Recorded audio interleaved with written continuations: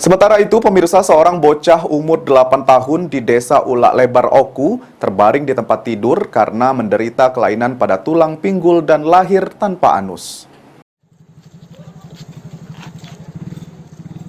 Orang nomor 1 di Kabupaten Oku, Teddy Melwansyah, mendatangi kediaman orang tua Aldo di Desa Ulak Lebar, Kecamatan Ulu Ogan, Oku, untuk melihat langsung kondisi Aldo, seorang bocah yang mengalami sakit tidak memiliki anus.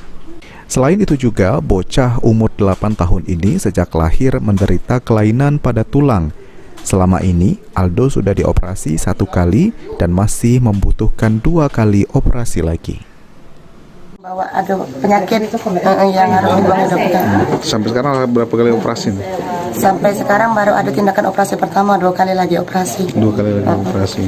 Ada kelainan tulang, organ kecilnya di luar tubuh, kata dokter. Kami minta dibantulah, karena kami tidak mampu untuk membiayai anak kami berobat, Pak. Dalam kedatangannya, PJ Bupati Oku memberikan bantuan biaya untuk operasi dan juga biaya selama Aldo dirawat di rumah sakit di Kota Palembang.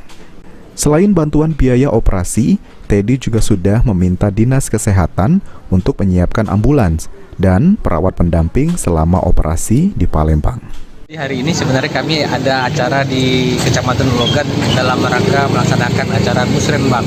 Memang setiap acara kami turun ke lapangan, saya selalu minta kepada para camat, kepada kades, tolong cari atau informasikan ke kami apabila ada penduduk yang perlu mendapat bantuan secara khusus.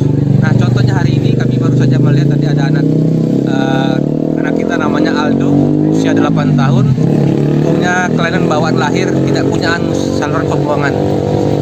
Itu sudah sejak lahir. Nah, kami tadi sudah menginformasikan kepada Kadinkes untuk melakukan pendampingan kepada Aldo ini supaya bisa diobati secara maksimal.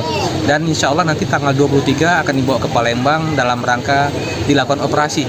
Saya berharap mudah-mudahan tahun ini selesai, sehingga tahun depan Aldo ini sudah bisa sekolah.